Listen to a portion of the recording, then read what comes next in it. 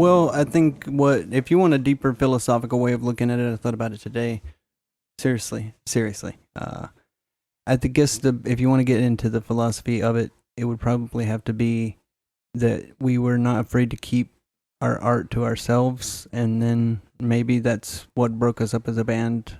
At the same time, is that conflict. If it's art, you have to throw it out into the ethos and hope that it comes back from people and they can access it and appreciate what you've done. But I think in the creative mind, it's just constantly, you've got to continue to create. You can't stop. So, Nikola Tesla, a lot of his great inventions, he just wouldn't think about the practical implementation of those inventions, and that kind of, ruined his ability to communicate with people over the years. But I think it may have been one of those things where we just got together because we loved throwing art out into the ethos.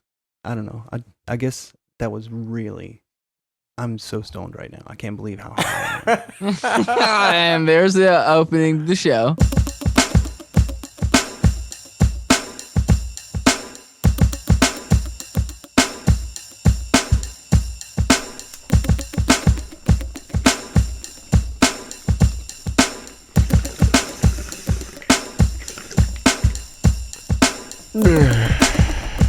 Stonedhenge, baby.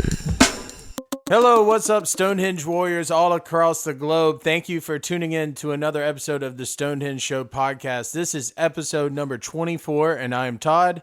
And I'm David Lee Roth. Yeah!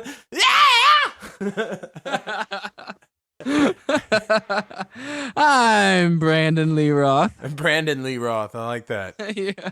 But guys, we have a really, really cool show for you guys tonight. We have a guest on whom we know very, very well, and he's quite the character and one of our very close friends. And honestly, he doesn't know this, and we're going to talk about it with him here in a little bit. But well, maybe he does know it. I don't know. But he was in Codeseven, the front man, the lead singer, if you will. He knows he was in Codeseven. I'm pretty sure he knows that. No, but Codeseven for Far Less, and for me, before I was even in Far Less, playing in The Necessary, and it was one of the bands around here for our era coming up that was the band to look up to, and the influential band of the area that was just on another level and inspired the next generation of musicians coming up. Codeseven was most certainly that for this area. They were from Winston-Salem, about 30 minutes from Greensboro here. We have Jeffrey Jenkins, here with us tonight, and we're going to dive more into that a little bit later, I guess, as far as the inspirational factor and all that. And we're also going to have a lot of fun because Jeff does a lot of really awesome characters, and I know we'll have a good time with that. Yeah, I remember growing up, it was always a big deal to get out to a Codeseven show or a Swift show. If I could get to Winston-Salem to see Codeseven or to see Swift, you know what I mean? Because they were playing at Ziggy's, and that's where we wanted to play. You know what I mean? I wanted my bands wanted to be good enough to go play at Ziggy's with Codeseven. Oh yeah, dude! I remember going to venues like that and standing out in the room. And it's funny once you get to play those types of venues, except when you're standing in the room and you're watching some of these bands play.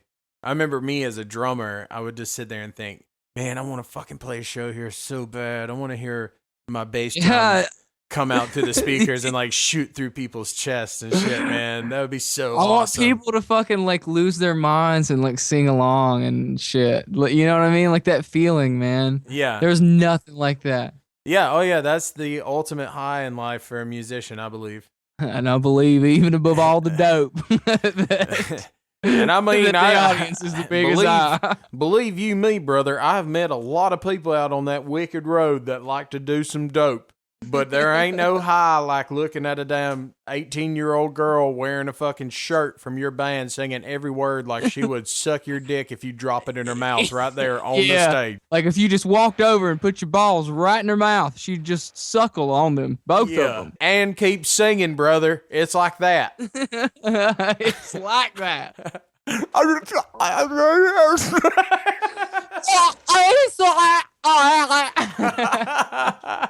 Man, you really love our band, don't you, girl?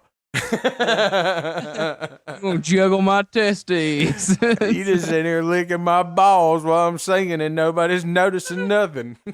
And here's the thing, Jeff Jenkins is probably gonna tell us that he did that one time. Yeah. With that weathered road warrior here coming in, with his experiences on the road, I'm sure. I mean, undoubtedly, with the space rock era and the hardcore era and the things that they accomplished in those two genres, man, I guarantee you there was some fucking teabagging going on in that dude's At some life. point, somebody got teabagged. Yeah, somebody I did. mean, at and least. it's not the gay. We're on tour and someone in the band gets a little gayer than anyone else would like to and fucking teabags one of the other band members. We're talking about. We're talking. It's not just teabagging a girl either. It's a girl wearing your band shirt. They have to be that fan specifically. It has to be the one that wears your shirt to your show and then opens her mouth and fucking takes on a teabag and keeps singing the song. Take on a teabag. Yeah, I'm taking on a teabag.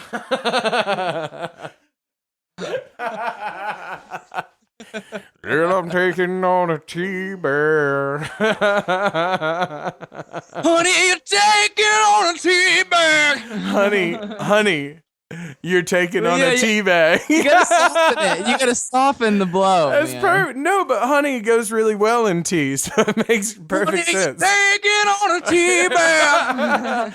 Honey, I'm taking on a teabag.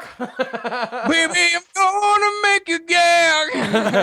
I don't want to make you gag, but you're taking on a teabag. Now I don't want it to sound like that. I want it to sound like a Billy Joel song or something instead.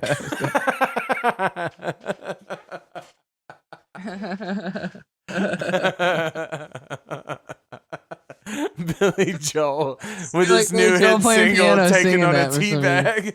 Yeah, all sweaty and gross looking like he usually is. Yeah. Just looking like Billy Joel's a shit. I love him. Don't get me wrong. But when you watch him, he's really sweaty and gross looking all the time. Yeah. He looks so gross when he's playing live. All right, so check it out. Let's fucking take a second and harness this silliness and come back after the theme song here and get weird with a game of story time and bring Jeff into the circle. Yeah. Hey, and just before we do that, let's give a shout out to everybody that's fucking hanging out at facebook.com/Stonehenge Show. Everybody that goes to that website. Jocelyn for putting up the artwork for every episode, which is fucking hilarious. The Big Titty Shark was great. Dude, Jocelyn has been killing it, man. She's doing some really cool shit. We need to print all those out. And I made the comment actually on there that we should name these pieces that Jocelyn is making after the episode that they were on. So, you know, if someone stumbles upon those images and is wondering what the fuck is this, just listen to the episode that's attached to it and you will suddenly understand why it's a big titty shark. Yeah. Throwing up Marilyn Manson and sharding into the Jaws ride people. Yeah, into the fucking rave cave. Yeah. Explosive sharts, man. That was amazing. It was so cool to see that put together. She said she had to draw all the shard herself. Because she said when she was Google image searching for the shit and the puke, it was like making her gag. She said, like, especially the shart one. Like, I'm just gonna image isolate here. I'm gonna get a nice high res photo of sloppy shit all over the place. Nasty shit. I need a really high res version of this puke so I can overlay it here and on the big titty shark that's spitting out Marilyn Manson. Yeah, Jocelyn, seriously, mad props to you, girl. Thank you for all the support and for fucking bringing our ideas to life. It's really cool. And if you guys haven't seen it, all the more reason to go to our Facebook page, facebook.com/Stonehenge Show, and go down our timeline, man. She's done like 6 of these things, man, and they're all on point with exactly what we had talked about on the episode. Yeah, Jeff Carrico has put all the episodes up on YouTube. Yeah, Jeff Carrico and Jocelyn are our dream team, our behind the curtain superstars so far on the first 24 episodes. It's like having a team working on the fucking show. It is, dude. And if this shit ever jumps off, man, those 2 motherfuckers are going to be the first 2 that fucking get to come on board. That's true. And we're going to have an awesome office. We're going to have an office like the South Park dudes, and people are going to be so jealous of anyone who works there. Yeah, and that's why we're saying that you too can be on board the Stonehenge ship. of gold that will ride into the sunset and take over this world. But you gotta start doing awesome shit for us, like right now. Yeah. You gotta do that now. That's It's like being on the playground when you're 4 years old all over again. Well, if you want to be in my club, then you gotta fucking like come over and look. 4-year-old kids say fucking all the time. Don't worry about it. You gotta come over and clean my room and buy me a new car and stuff, and then I might think about letting you in the club. Maybe I'll think about it. If you buy me a car. But yeah, so let's jam on this fucking theme song, and we'll be right back, and we'll introduce our good friend Mr. Jeff Jenkins, play a game of story time with him, and then just get weird and see what kind of crazy shit our brains can come up with. Sounds like a plan.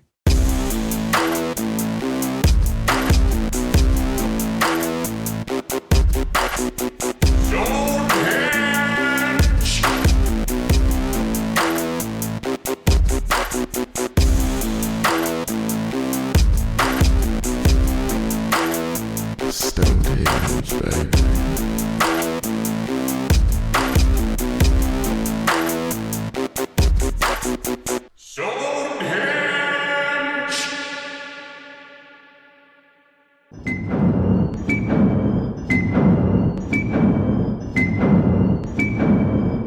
Welcome to Story Time. It is episode number 24, and it is now time to play Story Time.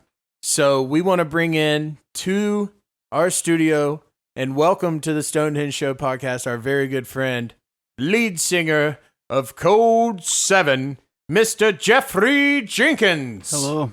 Hi. Hello. Hey, Jeff. YOLO. Hey, Jeff. YOLO, Jeff. YOLO. YOLO. YOLO. Hello. Dude, Jeff? Jeff, man, thanks for joining us, man. Yeah. Thank you for having me. This is really cool. Well, Jeff, like what we do every episode, every guest that we have on, we play our game that we like to call Story Time. And it's Story essentially just an acting exercise where one person says a word and you go, only saying one word, you go in a circle until the thought is complete. And we always say that the thought is complete whenever we laugh our asses off. You got it. That should be good. I'm enjoying this so far, and I'm looking forward Okay. to the game we're about to play.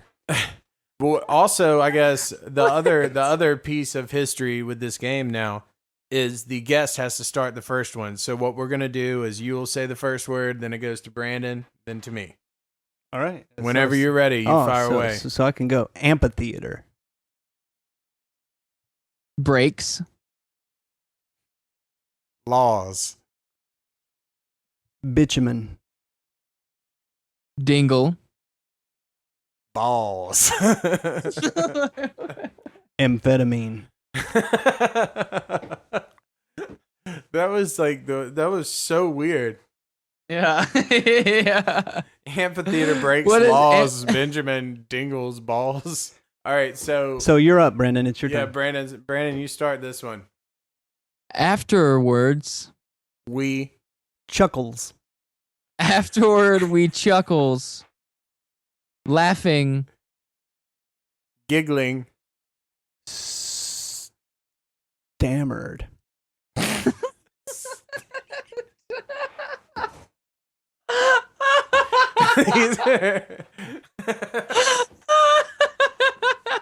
These are like the weirdest story times ever. Doesn't make any sense. They're so weird.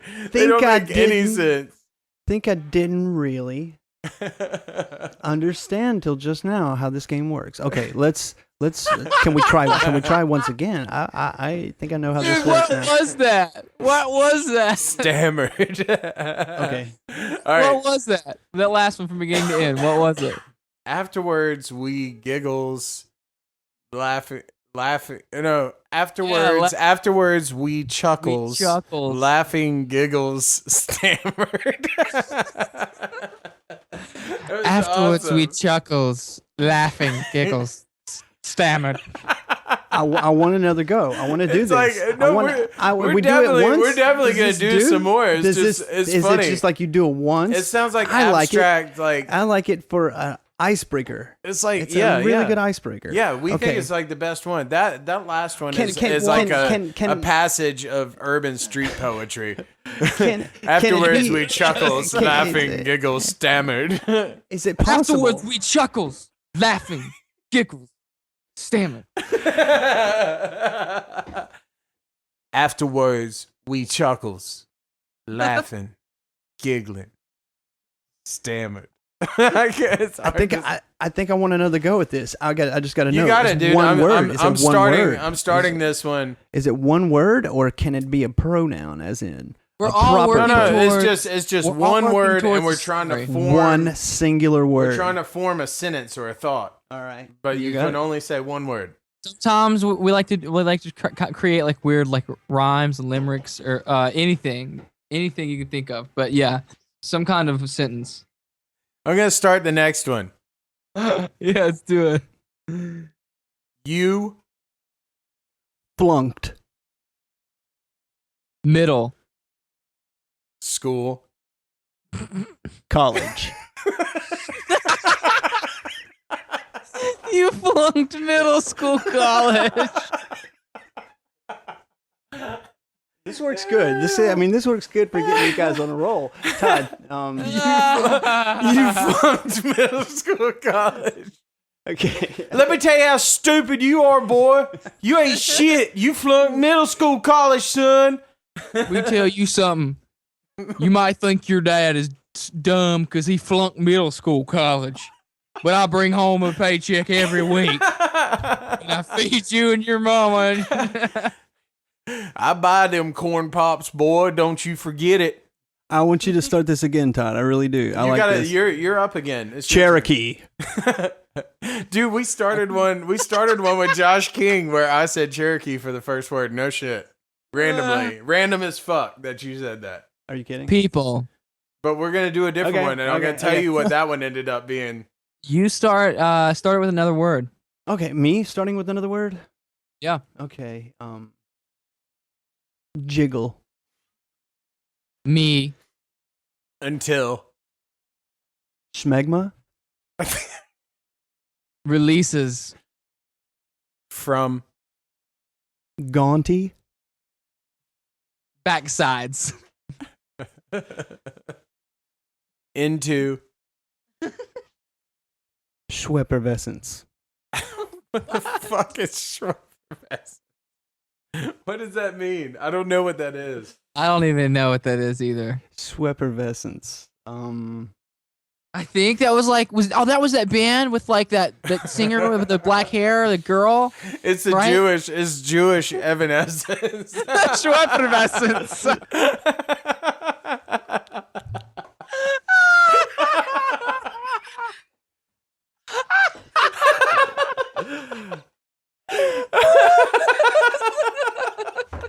The Jewish Evanescence cover band. Are we talking Hasidic Jews? Schwepp- Bar mitzvah band. Schweppernescence. Schweppervescence is they've never actually played anywhere outside of the community center, and even at their one show, their singer turns to the bass player and is like, "You're gonna miss the goddamn quarter note in the third verse." The singer is trying to look like Amy Lee, but she's like 58 and old and kind of saggy. She tries to look like her, but she doesn't. She looks like someone's mom on Halloween or something. I want to keep playing this game. This game is really good. Brandon, you're up to start one. Can't breathe. Vanessa. I'm sorry, I can't even breathe. The Evanescence fucking bar mitzvah band is like the greatest thing ever.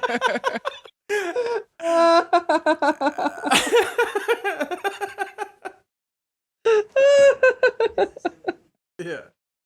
I'm sorry, dude. This is one of the greatest things I think I've ever been a part of, guys. Thank you for having me on. I'm sorry. This That is is really so good. unprofessional of me. Ladies What are and you talking gentlemen. about? I'm over here talking about Jewish. I Evanescence just imagine that by there, Misfits band. it's like they're a bunch of like not Hey, really. wait, it's Repinescence. This next song is called. Oh. Okay, Brendan, you're up, man. I'm not racist, I swear to God. Okay. Well, we can talk about Jewish people, but I don't really know very many Jewish people. Being from the South, I just see them on TV, so I can't really do an accurate representation. If you do an impersonation Dude, of man, a race, we- I think you should be very familiar with the race before you attempt to do Brandon, we established it, man. There is no fucking limits on what gets made fun of, and that includes our fucking. It's a podcast. That's ourselves too, man. Like we don't have to edit shit because if you take offense to anything we say, then you're fucking stupid because we make equal as much fun of ourselves as we do anything else. So fuck it. Yeah. All right. So, Did I talk about Jewish people? porcupine. All right, so you get to start this one, Brandon. Porcupine. Poop. Reluctant. Soup. Soup. Yeah. We need to get a fucking. Let's get a thought together. Let's like actually try to make a statement. So everyone utilize. I naturally like, want to say the first thing that comes is to mind. and the and yeah, because pronouns, and I. adverbs. Jenkins, Yeah, let's go look, ahead. Look, I feel like want Jenkins, Todd to start he's- one. Todd, start one. Just Throwing do, it in my spokes. I Had A lover with golden hair. and golden Flare.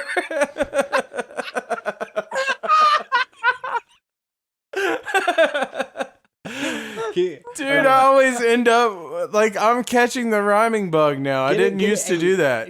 But you're getting on to something. I But like that one this. but that one worked. Started with another. I had a pronoun. lover with golden hair and I had golden a lover. flare. golden flare. This is great. I really like this game.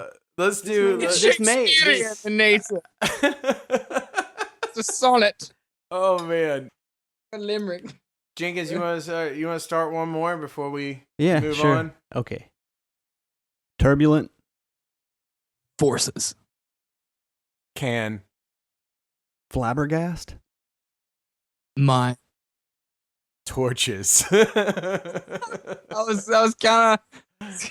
kind of was full really of horses. Horses, yeah. That was good. I really like that. I'm still freaked out by the fact that you guys used Cherokee to launch one of these little. When we started with Cherokee, it was with Josh King, and it was Cherokee bitches love britches. I think Cherokee just came out, so I think this is a good stream of conscious kind of way of thinking because we were in the mindset that we had to communicate, the three of us, and Yeah, you've something tapped into something about this rotation also makes sense. I'll tell you why. Did you launch the first session where you said Cherokee? Is that correct? Yes, I did. Okay, we see in this round, in this rotation, it went Todd is setting to my right, and Todd started, and then Todd asked me to do it, but Todd is thinking of a first word, and the word Cherokee had initially come to his mind when he had done his previous session. That's, to me, how communication works. And I'll bet, Brandon, if you thought, here's something else, if you thought that I was throwing out really weird words, Brandon, it's because I didn't realize that you were on the other side of the word. Maybe Skype has something to do with it, but I think it's more to do with the fact that I couldn't see your body language here in the house in Greensboro and you're in Asheville. And does that make sense? I just thought it was awesome. It was.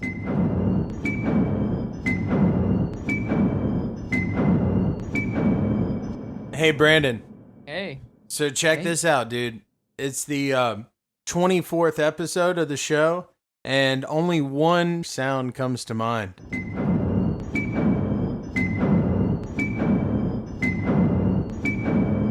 Is that from that Kiefer Sutherland show? Yeah. And to commemorate the 24th episode, Jeff Jenkins and I shall smoke on some Keef for Sutherland ourselves. Yes, but lest we forget that I also have some Kiefer Sutherland. Yes, please bring your Kiefer to the party. All of our closest friends have several Kiefer Sutherlands at their house, and they It's bring them more over fun- and we all party. Fools, the both of you. Fools. Shenanigans, I call it. It's much more fun when everyone brings Kiefer Sutherland to the party. Can you imagine like a literal situation of this happening? Like all these yuppie wealthy parents have all these like their own Kiefer Sutherland clones that it's like a dog. and Cruel bring it- irony. Cruel irony. They bring I them to just like picture- a nice party. I just picture hedonism bot from Futurama, a bunch of hedonism bots walking around with Kiefer Sutherland. Yeah, totally. I've brought my own Kiefer Sutherland to the party. Fools, I've outdone you still. I've brought Donald Sutherland to my party. Donald. You think you're so fancy with all your Kiefer Sutherland. You lot, you come in here with your Kiefer Sutherland, fill in your knobs. What do you like? I brought Donald Sutherland. Yes. Well, it seems as if I have the both of you because I have 2 Kiefer Sutherlands and 1 Donald Sutherland. Why don't you say hello to my 2 Kiefer Sutherlands and my 1 Donald Sutherland? I raise you. I see you, and I raise you 2 Kiefer Sutherlands. You got the Guido dude who comes in and is like, hey, fuck all of you. I got 10 Donalds out here right now. Hey, You want to I call got a my truck full bluff? of Donalds. I got all kinds of Donalds in the back of my truck. Fuck you guys. I win. I got a pickup full of Donalds sitting right outside.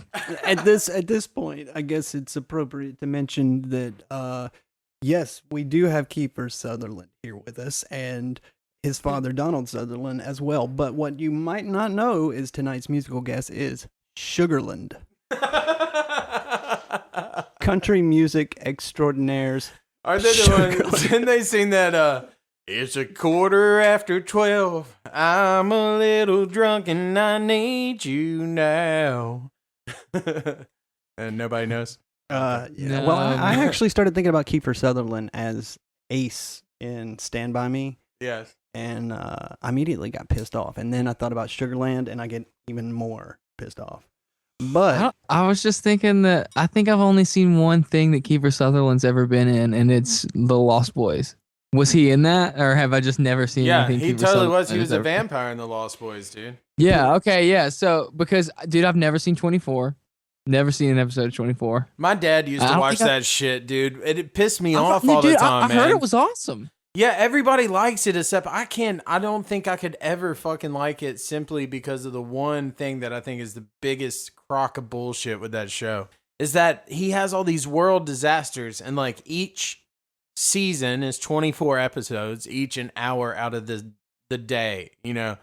And every episode, I guess, or every season, I should say, they solved the world catastrophe problem right at the last second of 24 hours. So like, and no one ever every shits. season- no one so ever like, shits so like, Or on eats. that show. Well, I mean, I'm not familiar with the story itself, but I take it that they don't relieve themselves or well, take it's the time just- to have a good meal. That's what I want to know. So every season, Kiefer Sutherland wakes up in the first episode, right?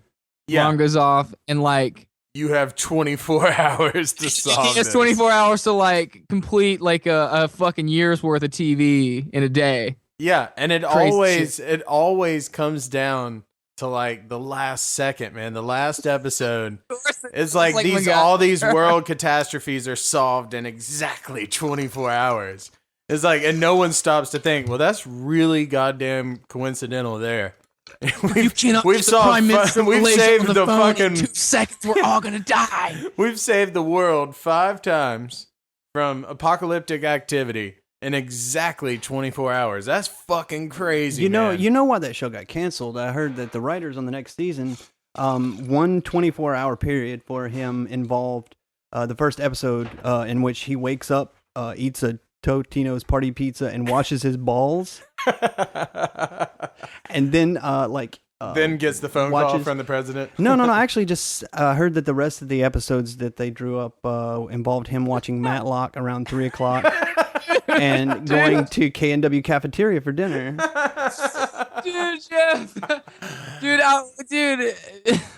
It was We just should a do- regular day. He had- We like should just, do 24 had- too, The but like our line. the Yeah. the I think the ironic bit to it was that the season finale, he actually sees the note that the government had given to him, but it was only when he's letting his dog out and he realizes that he's stepped in shit while he was outside, so he wipes it off and he looks down at the mat at the doorway and sees the note that the feds left for him to go and save the world, and that was the season finale. So it's like, but you only have 23 hours now because you wasted an hour fucking Yeah, watching yeah. Matlock and eating cafeteria food.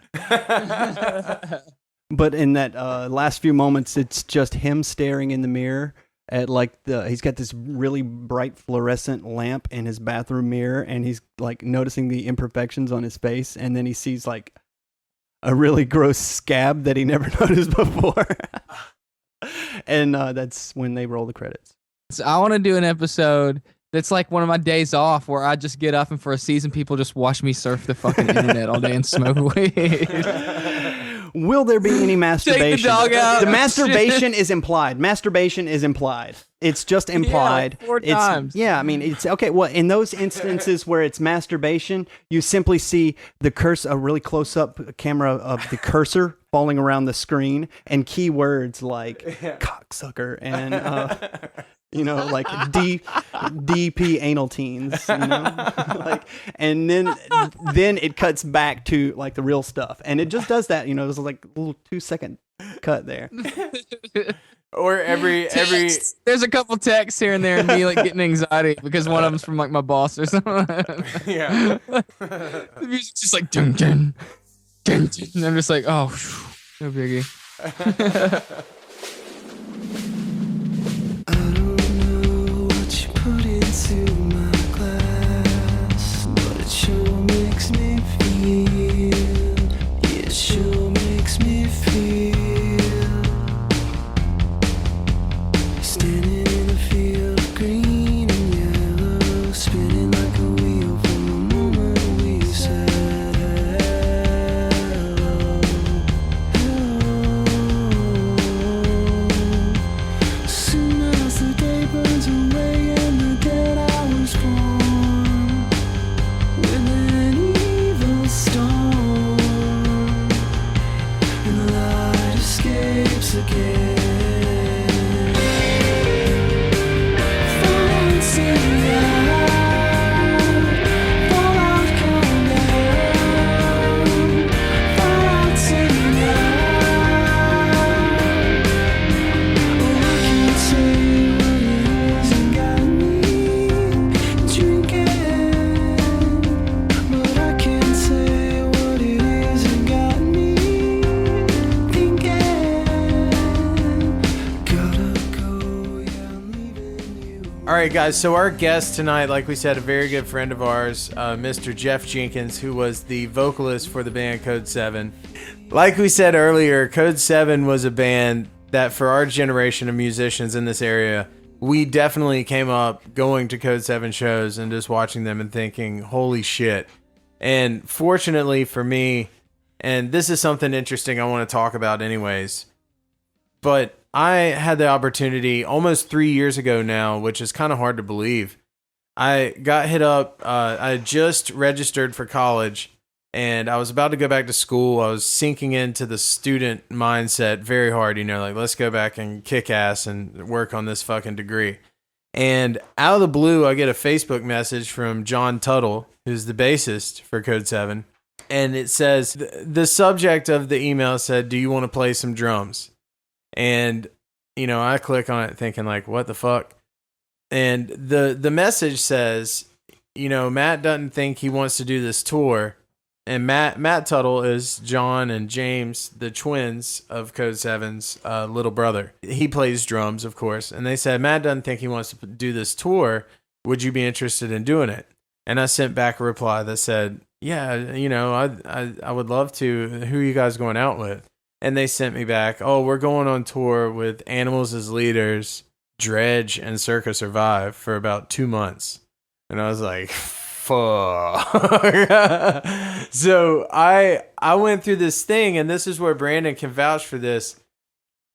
I called you the night to show, because I'm telling this because I want our listeners to understand how influential this was, and neither you nor I were really close with Jeff or James or John or anybody before this happened, really. Yeah. Just by the way, the events panned out, but they were people that we looked up to. And when I got that email, like I said, I was in student state of mind, and it fucked my world up, man. I was like, God Wait a damn. minute. What did the email say now? Well, it was asking me if I would want to fill in on the tour. So you had an inquiry from John Tuttle, and it wasn't. Did you Right. tune my bass down? Yeah. Or it wasn't like. Yeah. Did you mess with Dude, the EQ? who tuned my bass down? Did you mess with my EQ on my bass?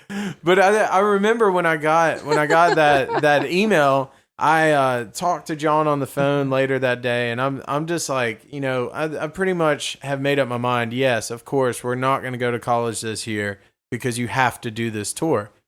I called Brandon that night, the night that they contacted me about it, and I talked to Amber for a long time when this happened. I was like, well, what do I do?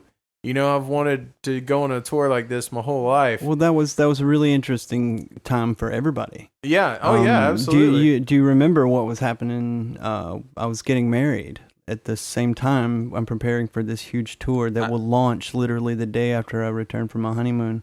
Right. So, I remember it. I remember it vividly because weird. I was in attendance at the wedding. Yeah, listen. This whole entire process of which I've gotten a chance to know you has been really great. I want to say how proud I am of you guys for doing this. So, but anyway, continue. Like, I don't want to interrupt that, but continue talking about the tour. There wasn't. Did you have much- fun? My question is, did you have fun? Yeah. Well, this is something that I was going to lead into. So essentially, I talked to Brandon about it, and I'm sure you remember me calling you and being like, "Holy shit, they want me to fucking play with them. What do I do?" And you're like, "Do it, dude." Yeah, absolutely. I totally remember. And, but see, Well, it's that's like, funny because we originally asked Brandon first, and he said no. I was like, look, dude, I can't do it right now. Can't do it. But I'm eating this sandwich. there were 2 moments on this tour. I mean, we could do an entire episode telling Brandon stories about some of the shit that went on there. Well, I know you But guys there had a were- lot of fun stories, and I don't want to, you guys told me beforehand, like let's keep this specific to Codeseven, but I do want to say you guys have some freaking stories. Oh I've yeah, heard but 'em. we tell them on our episodes. This one's about shit that pertains to you. But Okay, well, I'll tell you a story. One time I saw Jeff Fahey walk out of a bathroom at the Roxy in California. The Lawnmower Man, Jeff Fahey, Oh, that's with awesome. a single stall bathroom at a place called On the Rocks. It was upstairs in the Roxy in Los Angeles and in Hollywood. Excuse me. I don't know the distinction between Los Angeles and Hollywood. I think Hollywood is just a part of Los Angeles. But anyway, okay, back to the Jeff Did you say it Fahey. was upstairs where? The Roxy. It's called On the Rocks. Okay, yeah. So I don't yeah. remember much, like I slept a lot while we were on tour, so I could have been in fucking St. Louis, Missouri, for all you know. But anyway, Yeah, I could have been in a swear Moose Lodge somewhere. on my life, I'm waiting to go to the pisser. I'm upstairs on the Rocks. We just finished playing. It was a very weird night for me, but I saw Jeff Fahey walk out of a single stall bathroom with another man. Like, you see somebody come out instantly, a single stall bathroom. They open the door, and the first thing you notice is they've got their right finger pressed against their nose. And then I looked again, and it was the Lawnmower Man, Jeff Fahey. And so I guess there was some blow. I guess there was Did you run in there and snort hand up anything job. that was left? maybe a hand job involved there. I gotta be. What on did you that just say? I'm level. sorry, I didn't hear that. I'm sorry. Go ahead. Did you run in there and try to see if there was any left? There was a little jism, but it was on Jeff Fahey's coat lapel. So Lapel. Lapel. Dude, don't all Hollywood stars have lapels? Yeah, of course. They do. Okay. I want to tell. That wasn't the craziest thing quick that happened that night, though. That was not the craziest No, thing. dude, and we were gonna tee you up and let you go off. This one thing while we were on that tour, and that's all I want to say about it. That I want to discuss on here.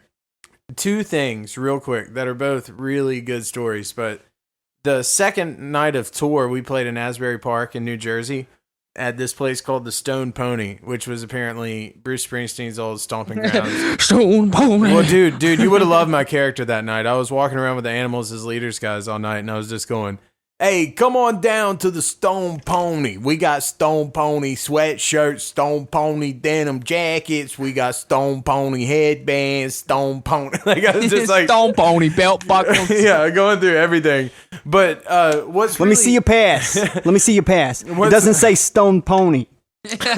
what was really funny about Let me this see your is like kid. Let me see your pass. They played quite a few songs to this sample backing, and which was my first experience with playing stuff like that.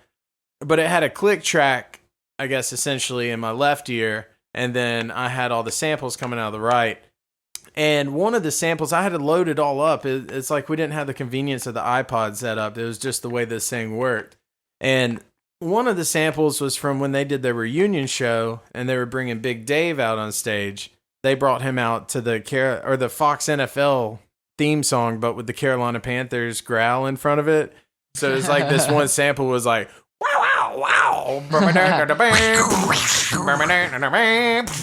you ready for some football? Yeah, like it's like that, but Hank Jr. breaks out again. We're playing a song, and I have to stop the sampler because that's like the second thing on there. So we open the set, and the monitor guy turns up my monitor so loud like recovery. that I can't hear my click track, and I'm like pissed off the whole first track because I have no idea where I am, and I'm certain it sounds like shit.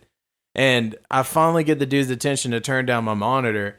By the end of the song, though, I'm so like flustered and pissed off and nervous and shit that I didn't even think to stop the fucking sampler. So we start the next song, which was one of my all-time favorite Codeseven songs, by the way, which was a fun one to play with them, but Southie. And Southie is a very pretty, soothing song, but we're going into that song, and it's in the pretty part at the beginning, and just out of nowhere, there's a video of this, and I'll find it and I'll play it on here. I remember you showed it to me. But we start playing the song, and all of a sudden you just hear is, wow, like just coming. I recovered pretty well so from that. loud. The name of our band is Codeseven.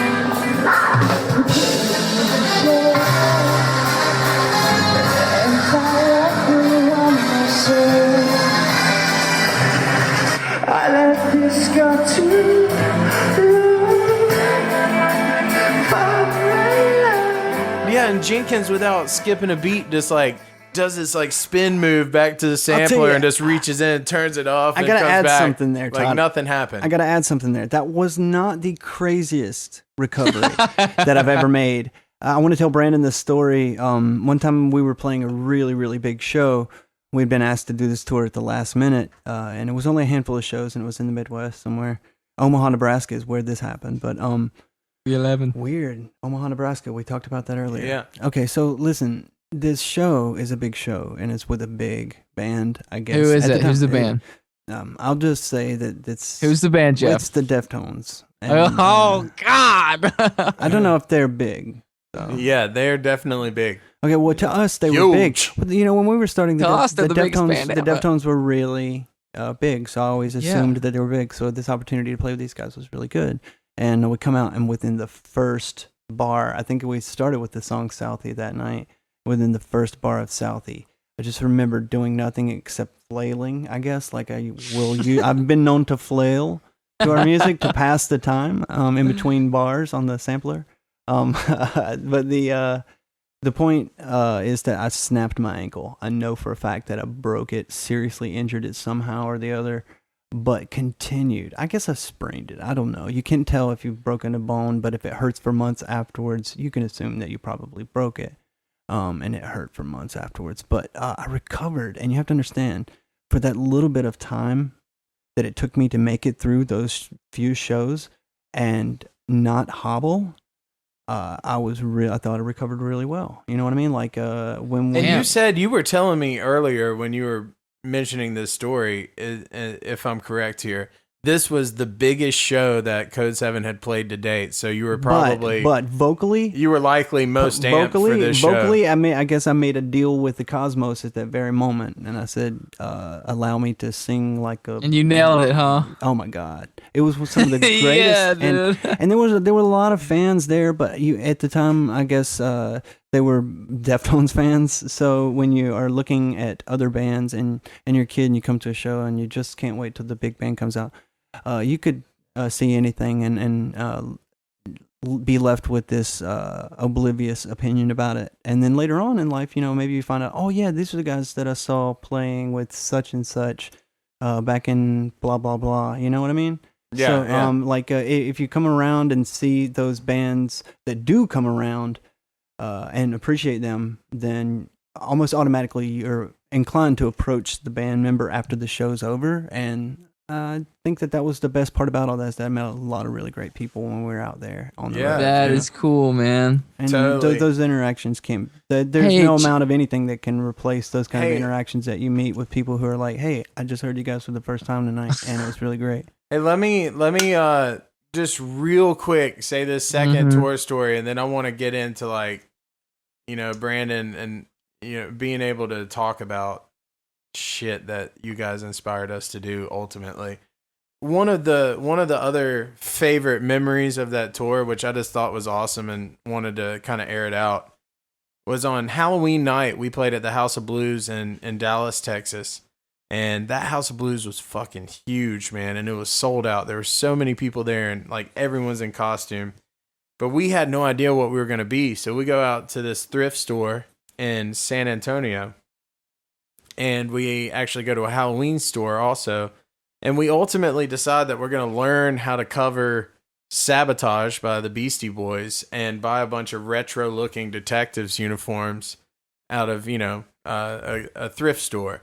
And we had afro wigs and everything, man. We came out, and long story short, we decided on that. It ended up being a really cool Halloween costume idea that the kids at the show didn't really appreciate, but I will always. Oh God, are you kidding me? I will always think that it was fucking awesome, because we played Sabotage last as our cover, but we went all out, dude. We went and got ski masks for all the other members of the bands. Came out in ski masks like they were the Perps, and we had we bought 3 fucking boxes of donuts. They bought the donuts. Yeah, no, we did. We went to Walmart and got them. I actually picked them out. I didn't know that. I always thought they. Anthony Green I would love to have Anthony a donut Green right and now. Dredge and Donut would be Mark great. and Gavin from Dredge and everybody just fucking come out in ski masks, and they start grabbing these donuts and just pelting these kids in the face with fucking donuts, just chucking them, dude. Keep in mind, the whole time I'm keeping in character with this New York City cop Sabotage video inspired character All of a of lieutenant. your- I can't remember my lieutenant name, but I was a lieutenant. Your banter, dude. Your banter, Dude, was all. it's like in the middle of a song, not in the middle of a song, in between songs, someone launches a donut, probably just lands square in between the eyes, right? I've got the mic. Who threw that? Which one of you guys? Yeah. I'm going to put you out in the lineup, Yeah. I know people in the system. Dude, this shit was so funny though, man. Just the because Sabotage cover was really good. I'll never was, forget it, man. I'll never forget just looking up, playing this song, and seeing I do this remember sea of people getting donuts thrown by people in ski masks, just hitting them in the fucking head. Oh, it was fucking great. I think Anthony Green was such a sweet person when we were, having donuts tossed around on stage. He's singing every word tried and true to the song. You know? Dude, they switched off for the second verse, and Anthony was like, "I can't stand it. I know you planned it." It was awesome, though. Nonetheless, the most dynamic cover of the song that I've ever seen. So it's good. It was a lot of fun. It was just one of many memories, but I just thought it made a good visual What is the other? story. You said you had another. That was the one about the Panther yell thing. Oh, okay. Well, that's the second one. Yeah. I have to say, well, I don't really know what, memory I would single out distinctively, but there was a lot of times where I would just kind of like, walk the streets and find, meth addicts to smack me around and, like women to pay to step on me with golf cleats while I jack off. And the band stuff was cool. Now listen, the band stuff was cool, but that was just for like, 45 minutes of my day. What am I going to do with the rest of my day? Yeah. And then I get out there and, they're kicking me in my balls and, shoving shampoo bottles up my ass. And then I come and I have to play. So you see, life is a series of highs and lows. You get on stage and you're just I can understand the flailing though, it's now, especially after that. When I flail around though, like I don't do it with the meth addicts, but usually they are apt to immediately be inclined to kick me in the balls. So arousing. Hey, Jeff, dude, did you guys ever play with Korn? Did you guys ever play with Korn?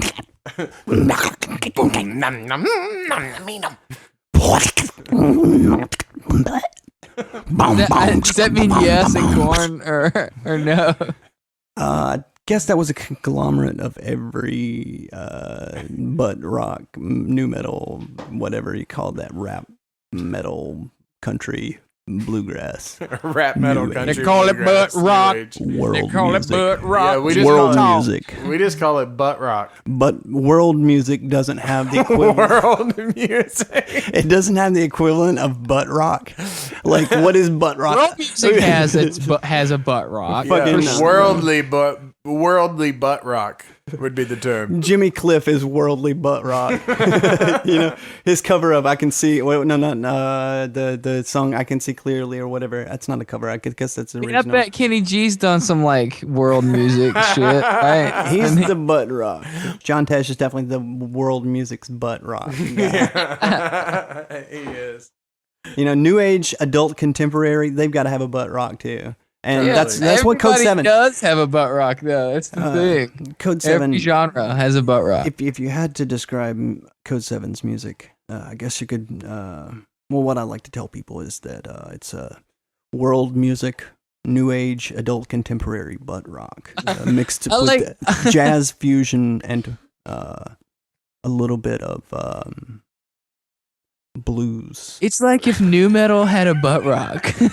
If new metal had its own butt rock genre. Well, I was in a band called Dragonfly prior to this band, and my name in the band was Johnny Hamburger. And we never toured. We only played JC's events for towns in and around the greater Ohio area. And yeah, I played bass, and it was really great. It was really great. We only had we made a tape. Johnny Hamburger. I'm sorry, Johnny Ham Sandwich. It was Johnny Ham Sandwich. Johnny Ham Sandwich. Johnny Ham Sandwich of the band Dragonfly. Well, prior to being in the band, Everybody had Codeseven. aliases in new metal bands. yeah. Before I was in Codeseven, I was in a band called Dragonfly, and my name in the band, I played bass, and my name in the band was Johnny Ham Sandwich. And we had You a lot didn't of call the bass something different instead of bass, like razor blades. I played the 4-string. I played the 4-string, a little bit of tabla drum in a band called My name was Johnny Ham Sandwich. Played the subsonic synergy blade. Subsonic Synergy Blade. Dude, Johnny Hey, bro, Ham Sandwich do on me the a subsonic synergy do me a blade. favor, real quick, bro. Go over there and tune my Subsonic Synergy Blade. And like what? The bass. My bass, dude. It's just dude, like- it would be funny to go to. It's my bass. Dude, it would be funny to go to like an old kind of like, excuse me for saying, but a Ziggy's place where you have the house sound guy who's been there forever. And in the middle of a big set, if you were a celebrity and you knew you were playing at that kind of tier 2 level venue and you said something like, dude, look over the sound guy on the side of the stage or at the, dude, MIDI, bring up the levels. MIDI. How confused he would be. He would immediately just be like, You want what? Dude, MIDI. Bring up the levels. Dude, that's you say levels, and that inclines that there are multiple MIDI things that you have to think. Dude, that's actually a good idea to find a sound man, like an old timer house sound guy that's maybe out of work, and bring him on the show and talk to him about like what was the shittiest thing you ever saw on stage. I'll tell you the shittiest thing I ever saw on Dude, stage. I always, yeah, do tell. Are you serious? Were you about to go on something? Well, I was just gonna say, like, I always wonder, like, what it would be like to be the sound guy at a show where it's like, where band like Marilyn Manson before they were big is playing, and you know, like, and you're like talking to him and like giving him shit, you know. Well, like, here's the whole thing. like the I show, always wonder what that was like when like dudes like that walked around before they were big, like in all their makeup, being all like weird and shit. Yeah, Like how like, the audience should before it handle was seen as cool, like you yeah, weren't like how did the identified by audience that. handle well, here's that? the thing. The shittiest show that I saw was the opposite of that. It was a shit band. I think they were some stupid four-fingered eye jaundice or something that one of those names, and they were playing at this Fingered eye jaundice. so they're playing at this I guess silly music festival at a rundown club that is infamous for having shit new rock high school level bands play at the club. And Hey, but that where everybody comes, that's where you get your practice. Are you talking about the Somewhere Else Tavern?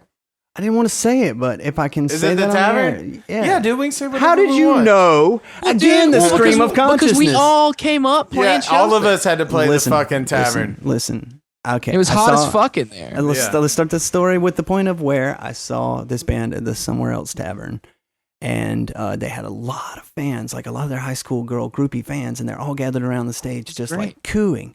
And this dude's got a feathered look to him, and they're totally greased butt rock new metal. He wanted so badly to suck Jonathan Davis's dick in front of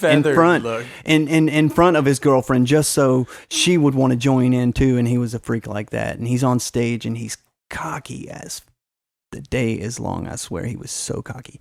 He's walking around.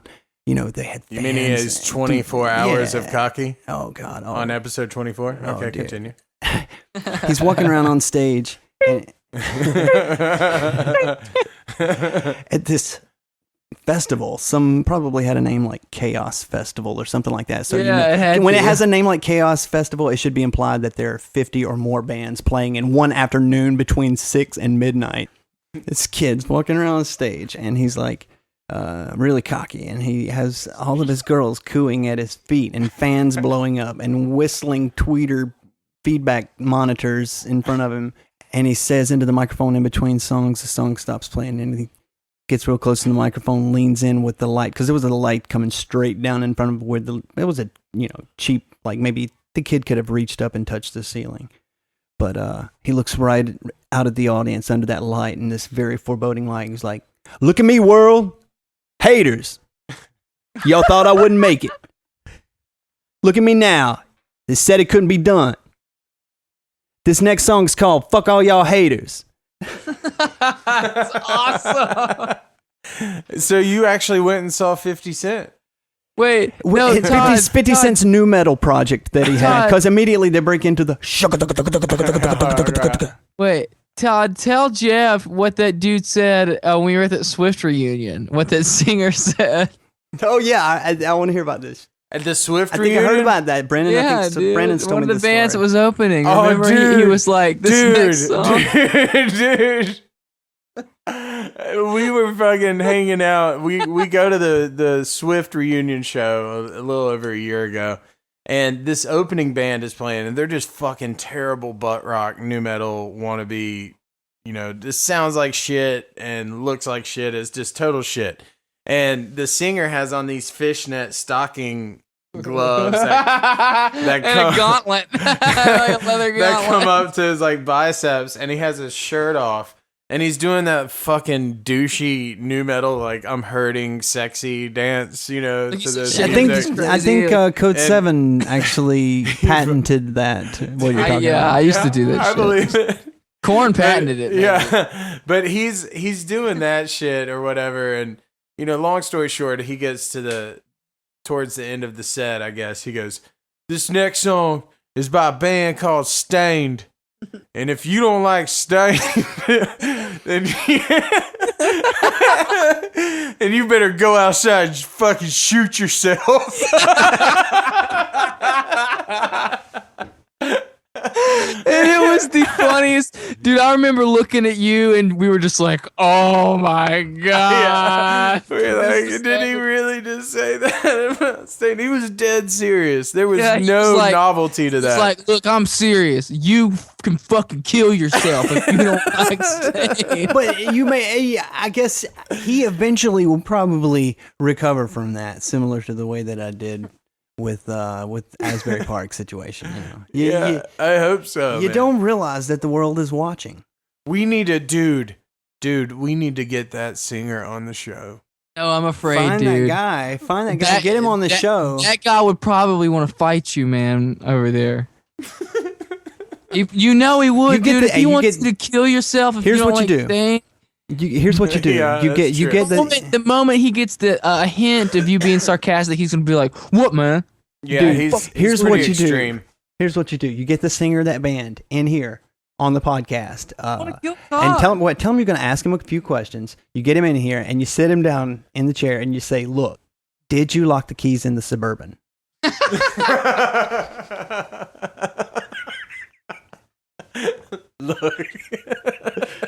Look, man. Point blank. The only thing I gotta ask you is, did you lock the keys in the Suburban? Point blank. Look, No, Point you know what blank. I would like to ask him is like, did dude, you what ask somebody people to killed go outside and themselves? shoot What somebody themselves? That's killed my first themselves? question. My next question is, I would ask him. did you What if lock the somebody keys in killed the themselves? Suburban? What are you What if saying, some Brandon? teenager killed themselves because they didn't like Stain right then and there on the goddamn dance floor? It would be fucking They awesome, would be like, dude. "Hell yeah!" Dude, it would be awesome because we would immediately think that person knows what's up, or they knew what's up. They stood up for their goddamn rights. You know? Those motherfuckers just made an ultimate sacrifice for better music in the world. And the kids, that. the kids' parents go back and they sue the singer. And on trial, the prosecution says, "Excuse me, sir, I want to ask you and remind you that you're under oath. Did you, in fact, give your drink tickets from Ziggy's to your girlfriend?" Sir, And did you lock the keys in the Suburban? Beat. Sir, next question. And again, I will remind you that you're under oath. Did you lock the keys in the Suburban? Oh my god. Sir, a reminder that you're under oath. I want to remind you, the police found a Dunkin' Donuts wrapper with your semen on it in the Suburban. Did you lock the keys in the Suburban? I'm sorry. Okay, sorry. This portion of Stonehenge brought to you by Tidbits. Get your freak on. Performatives. They've been talking about it on the No Agenda show, and both of you guys who are definitely like into linguistics and like what they mean and like what people are saying, it will blow your fucking mind. Performatives. Just look into it. Performative. One more time with a quick explanation of performatives. Okay, I'll give you one. Okay, this doctor, Adam Curry's like become friends with this fucking like linguistics doctor out in Austin, Texas, and he was part of this think tank that was doing all these tests on when people are lying, and they found that this thing called performatives, which politicians use fucking constantly, is a way to lie and like not lie. And they're called performatives. And in this lecture he did, he said one of his favorites was when Bill Clinton said that he didn't have sexual relations with Miss Lewinsky because he never said, "Look, I'm being honest here." None of that. He said, I want to get this straight for the American people once and for all. I did not have sexual relations. And he was like, so look, he did. He got it straight. Like that's what he wanted to say. Mm-hmm. And he said it. Well, it was a fucking lie, but yeah. you know what I mean? It's a defense mechanism. Yeah, and he also said that it seems that when people curse when they're talking about things, they're being more honest about them. Yeah, look at it like this. Fucking the other day, I was down the street and this dude came up to me and I was like, "Fucking get out of my fucking." And then I was like, "Man, I just step off." And he was like, "Hey, give me $25. And so I kicked him in the balls and I chopped him with Yeah. his fucking axe, and then he took off. But it's like running, and then I when fucking people say chased shit him. like "Let me be clear," And like they're not let me they're be not real- necessarily let me trying to be honest. Let me be totally 100% clear. Let's cut through the fat and cheese of this subject right Let me here be now. clear. I want to be clear L- that let I'm me- lying about what let- I'm saying. Let me Let me be clear. clarify. I'd like to render some truth to this situation. Let me quantify the situation at hand and make sure that you understand that I just want to get across this point to you that I am trying to clarify Jenkins, you should be a And- televangelist. and tell you at this very moment what the situation in my heart of hearts has. We've got this marathon going on, and in my heart of Jesus is in the, my the heart Lord, tonight. the Lord has come to me with a prepositional phrase, and I responded by implementing my televangelic institutions to quantify the subject at hand, which is that young woman was not in that room.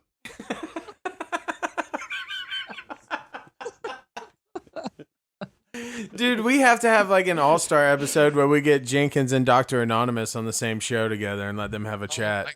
God, it would be great. Dude, it'd Yeah, be I can amazing. belch. I can belch into the microphone because it's there. So It is- listen, it's definitely um, there. Did I get my point across? And did I convey to you the performatives that Brandon was speaking about? Yeah. Because if I did not, then you have surely been misled by the ways of the devil. Dude, I just think Jenkins, like you could totally pull that off. Since that night transpired, I have been in the presence of the Lord and my family, and I have not done what these reporters have said I did.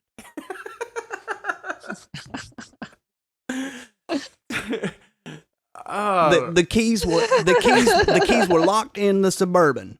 That woman was not in the room, and these reporters are surely an institution that the devil has imposed on my television. What do you call it? What's dude, what's what do they really, call it? What's like the Billy Graham my foundation kind of? What's that word for that I'm looking for? There's a word that means like ministries? ministries. Thank you. Okay, There you slip of go. line, yeah. These reporters have approached me and my family and scrutinized the ministries that your kind, loving donations have helped to sustain. The Lord has spoken to me, and just want to make this clear. I just want to make this clear. I have not been responsible for the actions that those reporters are saying that I was responsible for. And my family, I'm here today to tell you that I was not in a room with that woman, and the keys were locked in the Suburban. the keys to what? The room keys? I'm assuming. I'm The keys trying to the Suburban. You fill in the keys gaps, to the pal. Suburban. I'm just riffing here. You fill in the Dude, gaps. what I'm I- I'm riffing. What I find so amusing about that whole scenario as he's saying this, and I'm just picturing it in my head. Amber and I watch a shitload of fucking like Dateline and murder mystery shows where you have like the crooked pastor that murdered like the husband of the woman he was having an affair with and shit. That's that's a theme that actually happens quite often on these things that we watch, and that's what I'm picturing in my head is just some guilty ass fucking shady ass pastor. to do an impression of a guy like that, it's sort of like I am not responsible. That's what I'm saying. It sounds I am not. incredibly believable as a guilty murdering pastor. Well, see, and I it's could not perfect have for me done these because things I'm that on them the other reporters side, say dude. I've I'm done. not in that room, and I see somebody that isn't Jeff Jenkins like doing this. Like I see him, in my head, and it's amazing. Yeah. Okay, listen, here's the funny thing about it is you got to kind of feel like that guy when you're ripping. You got to kind of feel like you hear all these snaps, the press cameras like snapping, and you're trying to think of what to say, but you've actually got a speech lined up and you're trying to follow to it, but you keep digressing. I did not do what those reporters are saying that I did. But for my family, for the ministry, I did not do the things that those reporters are claiming. The keys were in the Suburban. They were. Ma'am, The keys were in the Suburban, ma'am. I'll say it again. The keys were locked in the Suburban. And Sir- it was the keys to the sir, what Suburban do that you- were locked in the Suburban. Sir, what do you say? Nobody could get into the Suburban. What do you say to the allegations that your semen was found on a Dunkin' Donuts wrapper inside the Suburban? All I want to say is the keys were locked in the Suburban. And it That's was the keys nothing. to That's the from when I Suburban. was jerking off waiting for my son at his soccer game. And all I had was a Dunkin' Donuts wrapper. I didn't have a sock. I was wearing flip-flops, so I damn came in a Dunkin' Donuts. Sir, what do you say to the allegations that you do not own a pair of flip-flops? Well, that's bullshit, because when I was at Wings down at Myrtle Beach, they had a buy one, get one for $5 a pair. Got one with Coronas and a damn bottle opener on the bottom. They can Hell, I suck got my Junior- dick. I got Junior pair of Spider-Mans. If you gonna come at me and say that my boy ain't wearing the hell out them damn Spider-Man flip-flops and my Corona flip-flops don't look sexy as shit, then you can suck my dick, bitch. Hey, these Corona flip-flops have a fucking bottle opener on the bottom of them. Yeah, what You your see damn this? flip-flops You see have? this? Your flip-flops ain't got shit, you faggot. Mine are Corona. And I'm turning into a black man now, see? I went from a pastor to a redneck. To a black pastor. Yeah, now I'm out shocked. We have bridged the racial gap, ladies and gentlemen. I did not do what these people are saying I did with that woman. The keys were indubitably and inevitably locked in the Suburban. And I'll tell you fine people tonight why Bernie Mac did not commit this crime. There was no conflict. I sounded like Bernie Mac, dude, out of nowhere. And I'll tell you fine motherfuckers out there tonight that I did not commit that murder. Y'all don't understand. I ain't scared of you motherfuckers. Bernie Mac didn't fuck that woman now. Keys are in the Suburban. I'm telling y'all motherfuckers right now, the keys were in the motherfucking Suburban. Sir, what do you say to the allegations that in the Suburban, a copy of Hank Williams Jr. Greatest Hits Part 2 was found wedged in the seat? Well, if it's a redneck guy that you're questioning, everything starts with well. First of all, that's a rule. Well. My papa gave me that damn tape when I was about 13. He took me out on a back road, showed me how to damn split a damn log, if you know what I mean, and gave me some Hank. I was like, Yeah, I mean, it's actually just about butt sex with my granddaddy. By splitting the log, I mean my butt cheeks and his dick. My pappy. Yeah, with my pappy. You mean to tell me your grandpa ain't damn split your ass open out in the woods and then put on some Hank? Well, I thought everybody's pappy did that to him at least once. Hey, man, check this shit out. This motherfucker over here said his pappy ain't ever split his butt open out in the woods when they was chopping trees and then put on some damn Hank Jr. Yeah, man. My pappy never did that either. So shit. He's looking around the room trying to find someone else. Hey, man, you. Well, I mean, you right? You're pappy. He just starts shouting it across the bar at some point. Hey, George. Hey, did your pappy just split your damn butt open in the woods? It was like, no. No, They haven't. Except for like, not this one guy at the end of the bar was like, my pappy split my butthole. Yeah, the one mysterious guy at the end of the bar. He's looking down at the bar, and his hair is covering his face until he looks up. You know, kind of like the Undertaker. No. Hey, the Undertaker is this character, by the way. Okay, yeah, I was gonna say you have to have like cue the music of every time they play like anything related to the desert. They always play this one piece of Foley over the thing. They play a little soundbite of a hawk screaming like a bird of prey. My pappy split my butthole open. Okay. One night I crept in bed and I split his. I've had my pappy split my ass open. He just looks up. That's so hard to say without losing it, dude. I'll tell you, my pappy used to split my ass open, then put on some Hank. God, dude. My pappy used to split my butt open. So one night, I hopped in split his ass open. Yeah. Al Pacino used to get ass raped by his grandpa. I thought that was the spring-heeled Jack that just sprung on the scene there. I'll tell you this. I'm sorry. I do want to say the idea of a reporter coming to the scene and asking questions of somebody just randomly, pick a character, any politician, any famous celebrity or anything. Sir, is it true that in 1996 you said that Stevie Nicks was beautiful at a beach party in Omaha, Nebraska? Beach party. Yeah, I said Stevie Nicks is beautiful. I mean, what can I say? I'm a G like that, you know. And Fitty always loves on the ladies, and then Stevie Nicks is a wonderful woman. She's a beautiful girl, but she's a hoe. You know what I'm saying? So I mean, mostly we just fucked around a little bit while we was out there. 50. Yeah, yo, it's Fitty. Hey, Mr. Cent, Mark Williams from the Talladega Tribune. Yeah, Mark, what's up? Of all of your hoes that you have, and you have a lot, as I recall.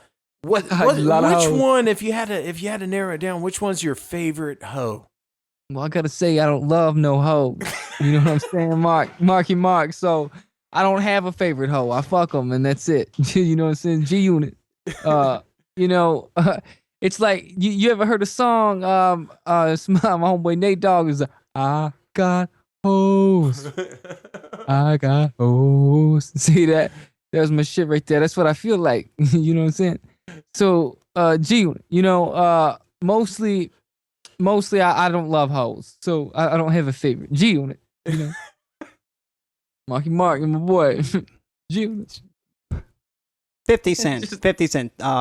Phil Hewley, San Augusta Tribune. Is it true that in 1996 you once bought a one-legged hooker, 2 hoop earrings at a convenience store in Houston? That's true. There was hot pink hoop earrings I bought for that hooker. That's right. I mean, I got shot 9 times. Sir, were you at the time? Were you aware of the fact that she was indeed a prostitute? You mean was she a hoe? No. Allegations have said that you bought the woman the hoop earrings under the auspice of having sex with her later on. Is that true? I bought that hoe some earrings. You know, if you ain't G on it, you know, that's just what I do. Excuse me, Mr. Cent. Is it true that you wrote a children's book? Yeah, it's true. I read all kinds of books. 50 Cent's out there, you know, he's in the game. He's writing all kinds of shit, you know, right now. I got an autobiography coming out. Then I got 2 more kids' books coming out, you know. They talk about vitamin water, great 50 Cent, you know, G Unit. It's about the adventures of vitamin water. Excuse me, Mr. Cent. Excuse me. Jan Hill, Charlotte Observer. What did I eat for breakfast this morning? Yeah, hold up. Can you stand up and turn around? Mr. Cent, you're avoiding the question. I asked you what I had for breakfast. Can you make a speculation on what it was that I ate for breakfast this morning? Could you stand up and turn around, please, and then I will assess it, G Unit. If I answer your question, would you stand up? Yeah. And if I answer your question, would you stand for me? Turn around and shake that ass for me. What if I pooped my pants and made you laugh? Would you leave me? Never come back. These are the questions that 50 wants to ask. 21 of them. I got 21 questions for you. And they all about us. Yeah.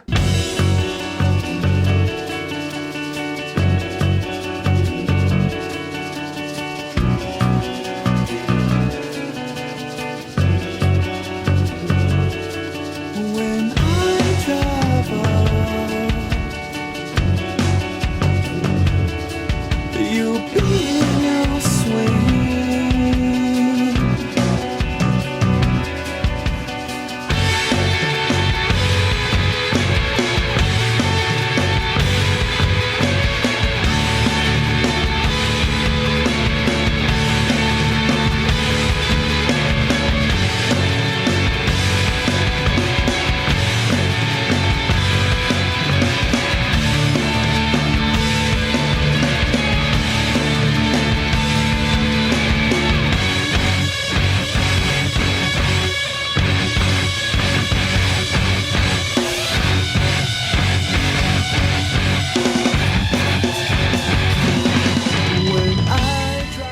Yeah, Jeff, something that I wanted to ask you about, honestly, because even in the time that I spent with you on the road and shit, and all the time we had to talk about some of this stuff, we didn't really discuss a lot of it.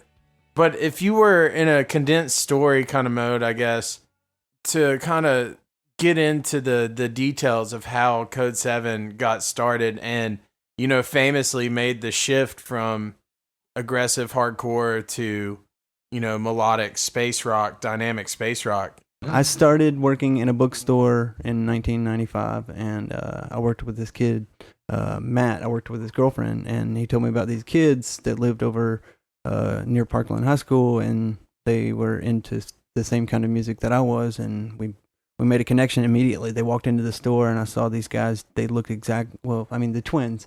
They looked exactly like me, you know? Kind of stupid to say. I think I looked a little bit different at the time, but like they just felt like they looked that way to me for a reason. I guess I just felt comfortable with them immediately, like I'd known them. So we just started making music, and it was music that we wanted to throw out there, music that we wanted to hear.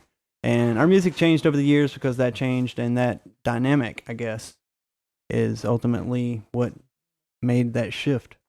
Not really sure of how to answer that. It's sort of like someone asking you, look in the mirror. What do you see? You know, like it's the same for everybody. If you find music with other people is cathartic and it leads to good things, you can't help but grab a hold of that and go with it. And that's the way we've always worked together musically as a band. So, Brandon, I think you and I have talked about this before. So I think I can speak on behalf of both of us when I say that something we were always astounded with when it came to Codeseven was that you guys somehow did the impossible in terms of having. We weren't the Beatles. No, I know. We weren't Led Zeppelin. But to a lot of us, you were kind of on that status. You were like celebrities, but much more than a local status. That's the quote of the night. I think this episode should be called "We Weren't the Beatles." I'm sorry. Go ahead. But you guys were able to solidify a very respectable identity as a hardcore band and as a dynamic space rock shoegaze band. Well, and you somehow found a way to have this almost dual identity as a band. Do you want to know what? By hearing the name Codeseven, do you want to know what it did for me? One of two, which is completely not different easy, things. man. Yeah, that's crazy. That's crazy because difficult. we did it when we did it, man. It was not fucking easy, dude, listen. at all. We lost a bunch of fans. Remember?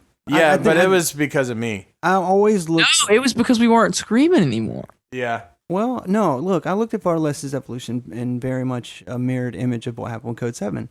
I guess I would describe Codeseven as like just this started with this punk art kind of idea. Even though we were rapcore, it started as this sort of punk art idea. I was into the punk art side of it. And as that punk art changed, it was art that I was, not completely comfortable with when we would play shows and people are, literally kicking and doing windmill kicks and karate chopping in the audience. And I thought, well, shucks, you've got the other side of the street being a music hall that will actually let you sit while you're watching the band play. I was like, wow, I want to do that. That's what the change happened with me is I wanted to go from extreme power violence, DC, gnarly crust punk music, straight into the lounge drugs community. Drug scene.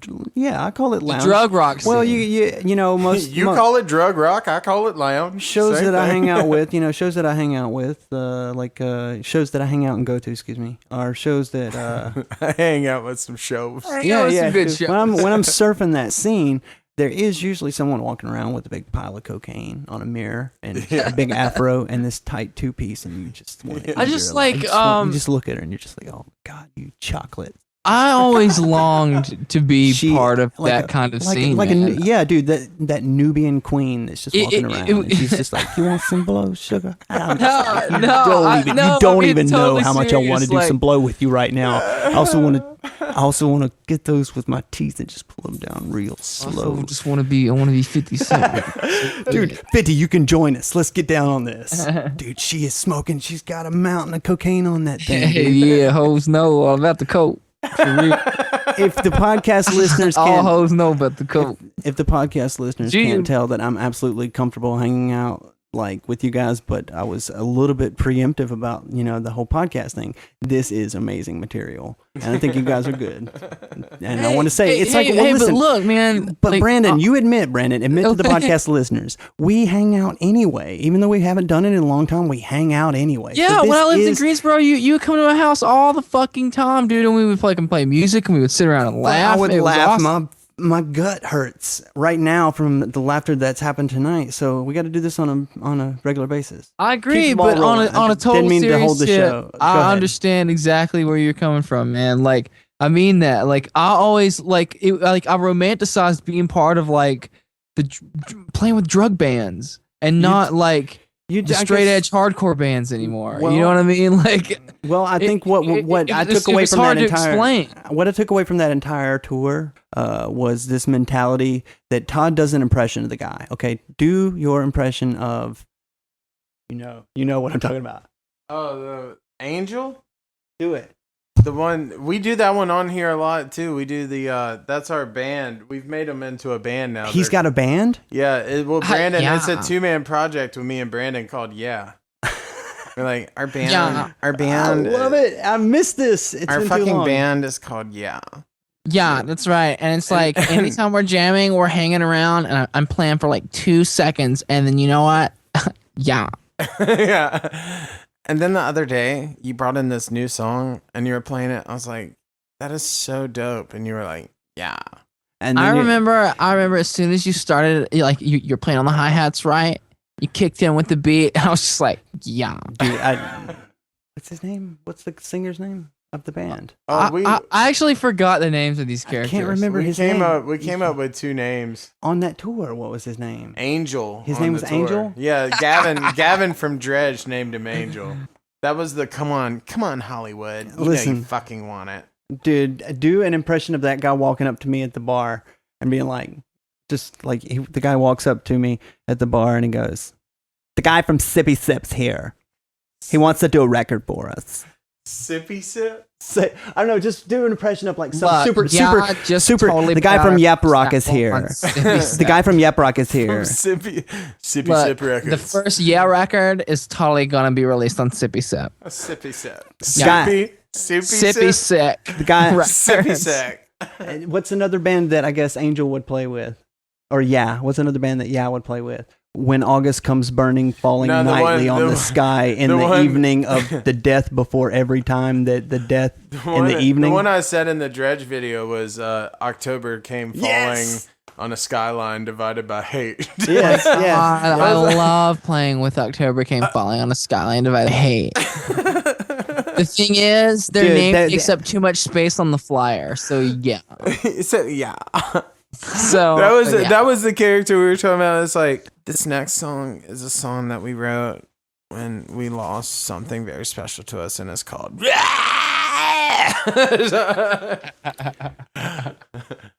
I can't breathe without you. Dude, and I hear at the end of that tour, you remember the bass player for that band. The bass player, obviously, the bass player for that band is the one that actually had to go to the hospital for peroxide overdose, and the entire tour wore the same black T-shirt, sweaty black jeans, and black boots, and they had to be surgically removed at the end of the tour. You mean dude, that guy's had bad health issues. Yeah, dude, Ian. This portion of Stonedhenge brought to you by Tidbits. Tidbits. Not in my backyard, motherfucker. Dude, I gotta be honest, man. I think of all the podcasts that I've heard, and I'm not being biased here, if you put us in contact with the caliber of guests that some of these people are able to get, like these fucking Hollywood bigwigs, if you put us in a situation where we rub shoulders with those motherfuckers and we use our creativity to interview them, our shit would be the best podcast I've ever heard. Oh, dude. Yeah, dude. I mean, because it would be so easy to just tame it up. Just tame it up a little bit. Yeah, dude. Well, and I'm not even bullshitting, man. Like, for my taste personally, and I think that's why I have so much fun doing this show, is I listen to a lot of podcasts because I'm always studying production, and, you know, you pay attention to how people flow when they're speaking, and you try to get better at your craft, you know?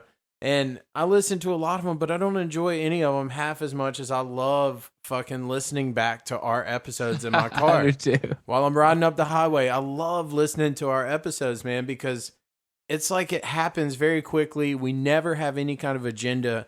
We never write shit down hardly, unless we have an idea and we want to save it for later. But it's always on the spot. And it's like it happens and you don't realize what was said. And then when you get out on the road and play the episode, it's like it cracks me the fuck up because we say a lot of shit that I totally fucking forgot about. And then when I listen to it, I'm like, God, we were fucking out of our minds that night. Yeah. We were wild as fuck. I will say this: it's a very unique stream of consciousness kind of thing. It's an experiment, man. Like the show is a total experiment. Anybody that's ever asked me like what the show is about, if it comes up, and you know what I mean, that I've got a podcast, I'm like, it's an experiment in like in stream of consciousness. Just like we get on there, and whether it's me and Todd or it's me and Todd and a guest, like And we the more just I go take out it, of our I minds take and it talk. that the more material, the better. Is that correct? Am I not correct by saying that? Like, in other words, the more stuff that you have to listen to is what you're saying, the better it is. We should run with the bits. You guys have got the bits. I can talk about Codeseven, yeah, but that's something completely different. I hang out with you guys. We have fans on our Facebook page that specifically asked to have you on the show because they want to hear what you think about a lot of and the stuff. show is broken Think up into segments that I between would us like just losing our minds. I and would us, like, really actually rather talking. do what I normally do anyway, which is just sit around and listen to you guys go on and crack my ass up laughing. And the less I talk in those situations, the more it's like real life for me. You know what I mean? Because I hang out with you guys anyway. I haven't hung out with these guys in a long time. I haven't hung out. I want to tell the fans that I haven't hung out with you guys in a really long time.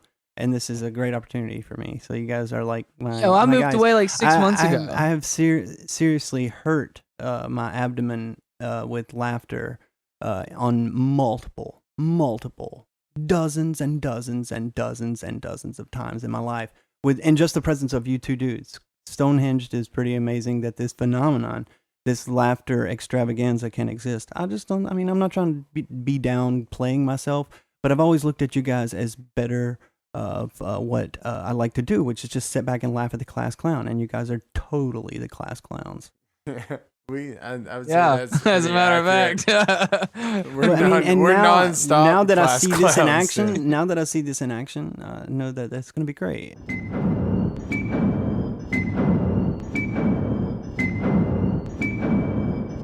This portion of Stonehenge brought to you by Red McTrays. Used hooks and lures. Red McTrays. Sorry, we don't have that. This portion of Triad. I could order it for you, but it's on back order. So there's no telling when it's going to get here, really. So there's really no point in me even ordering the damn thing, because if I place the order while it's on back order, you know what double negatives are in the damn retail business. Look, let me tell you what's going to happen is your money's going to get caught up in this matrix, right? Okay? And it's just going to sit there because there's no product. Okay? And then here in a month or so, you're going to come in here mad because you don't have a product. And I'm going to say, well, it was on back order when you put it on order. Do you want your money back or do you want to wait? It's gonna get stuck in the damn production matrix, man. I'm telling you, if you order while the damn thing's on back order, it gets stuck in the matrix where there is no product. It's like seeing your Sir. own doppelganger. Sir, I don't want to see you. I can see into your future right now, and your money's going to get caught in this like limbo type situation where it's not really in hell or heaven. It's just here hanging around. It's just there. And then you're going to come in here mad yelling at me, and I'm going to say, sir, you can have your money back if you want it, but when we put it on order, it was already on back order. And I'll say, sir. You come in here getting mad at me, and I'll say, sir. I'll say, sir, or ma'am. Y'all have that product that you put on back order last week? No, sir, I'm sorry, we don't. Y'all don't? Yes. Y'all do? No. Y'all got that product that I put on back order last week? Because I put it on my credit card. That I put on back order. Because I put it on my credit card, which means I'm going to pay later on it, which is even more complicated. I put that thing on back order last week. Y'all get that yet? That one thing that wasn't even manufactured yet. I put it on back order with money that I haven't even earned yet. I came in here about 2 weeks ago and put it on back order. I know you remember me. We talked a little bit about the item, and I was wondering if you have it. I talked to that tall guy up there. My favorite thing, one of my favorite stories to tell, Jenkins and Todd, you will fucking love this, dude, is the bookstore story about when I was working at McKay's. Since I don't say work that there name. You anymore, You can't. I can say it. He don't work there anymore. It was the most fun I ever had working in retail ever. Was working at that store, by the way. I always wanted to say you can't say that on there. I've heard people say that on podcasts that I listen to, like every single podcast. Somebody always says, no, you can't mention that, man. Nah, dude, you can't say that guy's name, man. Yeah. But dude, the funniest thing is when people would come in, kids would come in for college textbooks and be like, "Hey, what's up? Yeah, I'm looking for a math book." And you're like, "Okay, well, what book are you looking for, man? You know, do you know what book?" "Well, my professor didn't tell me, but it's blue. I'm pretty sure it's blue." It's got a guy. Do you on have it. any fucking idea how many math books are back here? Like, yeah, I don't know. My professor didn't tell me. Like, so many people would say that, and I'm like, really? Your professor didn't tell you what book you need? Yeah, like you're gonna go to class, and the professor's like, and as far as textbooks are concerned for this class this semester, I'm gonna let you fucking just take your wildest guess, and we'll see who comes back with the best results. Let me give you a clue. There's a frog on the cover. You tell anybody you go to buy it from, there's a frog on the cover. It's a big book. Don't know what you're talking about. It's a really big book. It's got a lot of pages on it or something. Blue. It's math. Tell me this, Brandon. If there's a frog on it, I think. Your former lizard? job, was it an upstanding clientele, or was it just like straight up scum of the earth, like the people? The job I just left. Yes, sir. It was a mixture of both. There were probably more middle upper class people that were coming in and out of there. It wasn't fun at all, other than like the few days I worked without my boss. The days I didn't work with him, we really enjoyed ourselves, but that wasn't very often. Hey, but look, man, honestly, working at that store in Greensboro, it was so much fun, dude.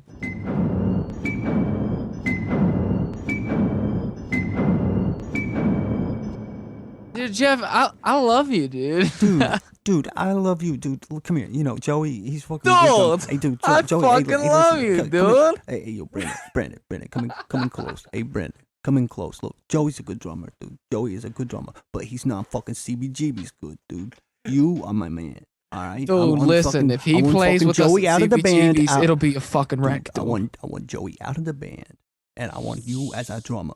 Joey's my fucking brother, dude. Dude, I know you kick him out of the band. Dude. His little sister. Joey's my fucking little brother, dude. Dude, his little sister fucking sucked your dick, dude. You mean my little sister? His little sister. My little brother and my little sister. Dude. His little sister sucked your dick. That inbred motherfucker. Dude, you sound fucking crazy right now. Joey. You want me to kick out my little brother Brandon, and you're telling me my sister sucked my dick? Brandon. Coming close, dude. Look, Joey's good. Joey's a good drummer. Dude, he's not fucking CBG. Dude, listen, no, it's gonna be a CBGB's good. he's good, but he's not CBGB's Dude, coming close, good. Brandon. You up, dude. Listen, Dude, Joey made you a ham and cheese sandwich and you didn't eat it. Are you willing to be our drummer in this band? listen, play drums like you make sandwiches. They suck.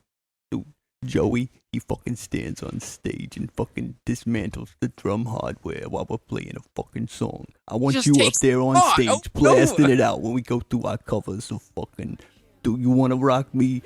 It was a cover. It was a cover song. I think it was a fucking... Mindful dawn etched in light morning red with all that we have said. You passed out cold on the deep water's edge. You must have bumped your head. Don't be afraid. Get it on. Keep it on in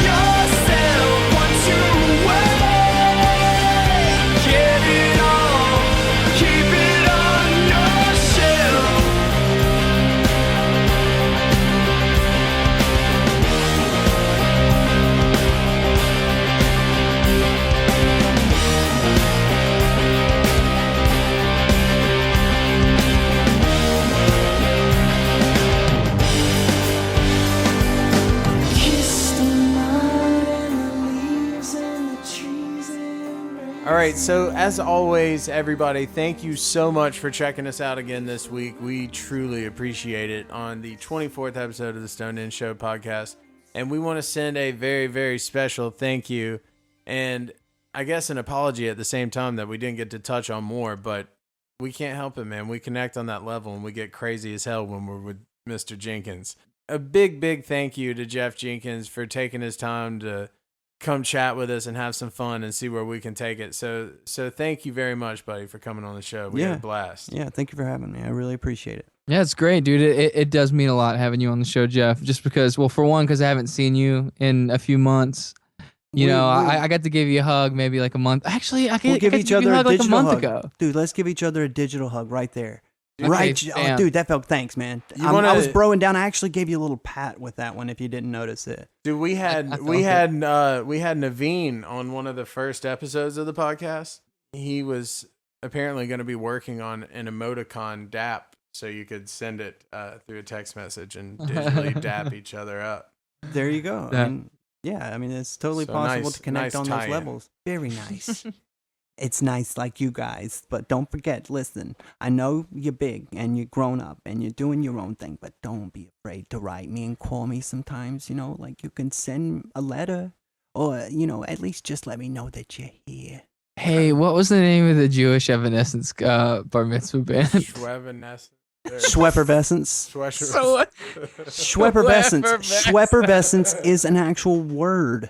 Dude. Hey, listen, before I go, I just got to know, you guys, seriously, before I go, all this has been great and stuff, but to the both of you, I know one of the two of you locked the keys in the Suburban. It had to have been one of you. Brandon, dude. Yeah. We need to take a second, man, because we haven't been able to do it, and Jeff is the ultimate king of humility. But we need to express, I guess, because we would never talk about this with him now.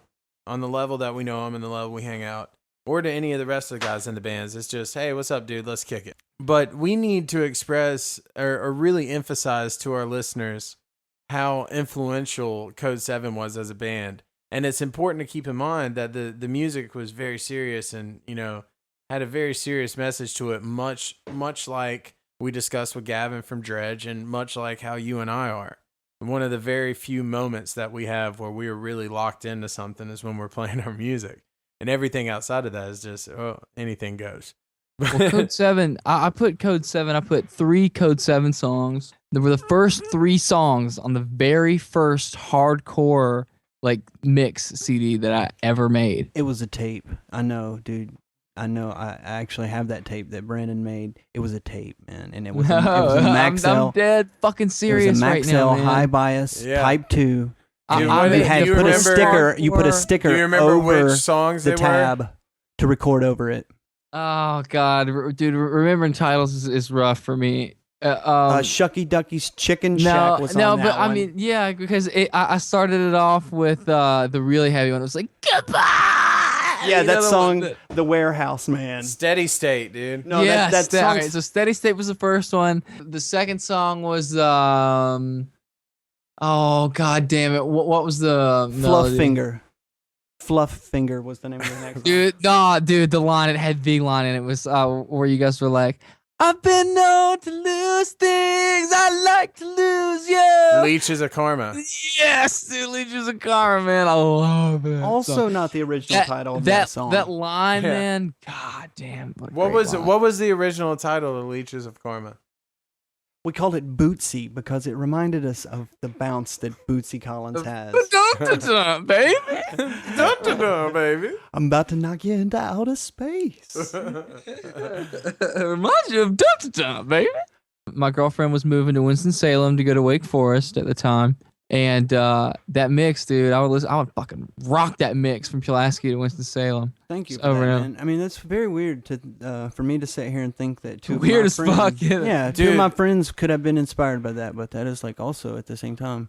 You've been told that before, hopefully, and it's a good feeling. So thank Brandon, you. my old band Ended the Affair played a Friction Fest, one of those, where there's 30 bands playing at the Somewhere Else Tavern, the place More or that we less did mentioned too. earlier. Yeah. We played this one though, and Somewhere Else Tavern. Codeseven was the headliner. They were the main headliner of the whole event. And I was like, oh my God, Codeseven's playing here. Because I didn't find out about them until the Space Rock age. I didn't know about the older stuff until, Got a fucking story. Yeah. So we end up playing that show, and Jeff gets on stage later in the night, and he's like, I just want to give a shout out to End of the Affair. If you guys didn't hear them before, they were really good local band. And I'm pretty sure you didn't even hear it. But the fact that you said that made all of us like, oh shit, we've got a chance. We got That's a awesome. chance. We got a chance to fucking play music for a living. I'm not even kidding, man. That was a moment in my Well, it life was highly that made me unlikely feel that like I had a chance to do Check something. this out. I was in high school. I was in a rap metal band called K through Fifth. Okay, rap metal band. We had a show booked at the Brambleton Teen Center in Roanoke, Virginia, and Codeseven was supposed to headline it. And we were going to be opening up for you guys. Okay, you guys didn't come, and a band called the Rough Boys showed up to play instead. The Rough Boys. The Rough Boys. Well, listen, Jeff, now you tell me what. Listen, why this happened. listen. Okay, Because my rap metal band was listen, there supposed was to play with that you show. guys. I know, I know those guys. That show. The reason we didn't play, I have to be totally honest, and I'm sure you'll understand. Pennies had slacks on sale. They were like half off. So.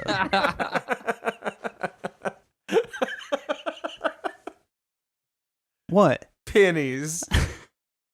Pennies had slacks. JC pennies.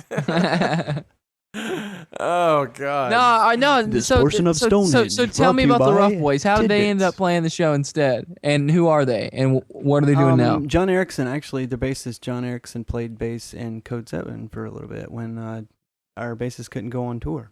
And he is actually, I'll be honest with you, one of those kind of bass players that if you're a vocalist and you want to put things on autopilot and just kind of do your whole crooner swing thing, he's a good bass player to have in the pocket. He and the drummer always seem to connect. And it's partly because he's a good drummer too. But yeah, his name is John Erickson, and that was his band. He had a band with a couple of other guys from Winston-Salem called Rough Boys. I just remember at the end of their set. It sounds no. I love that you answered it. I'm just saying the band name itself. I cannot help. Well, but listen, think- dude, they were I can't three-piece. help but picture them as a tag team duo in the WWF coming out. Dude, like, listen, such they a- were a three-piece, and by the end of the set, keep in mind we're in high school and we're all and like I'm in a band with like some dudes on the football team and shit. So like the a lot of the crowd is kids from Pulaski that came up to get fucked up and like listen to us be like heavy and shit, like Yeah. And these guys are playing, and it's like this like kind of avant-garde three-piece kind of like Jam. kind of rock, and the singer is just like laying on the floor, just like Derek Main. somebody take me to the hospital. You gotta take me to the hospital. Please, somebody take me to the hospital. During the performance. Oh, his yeah, name- it was like yeah. part of the thing. Yeah, and his- like we were all his just name like, is what the fuck?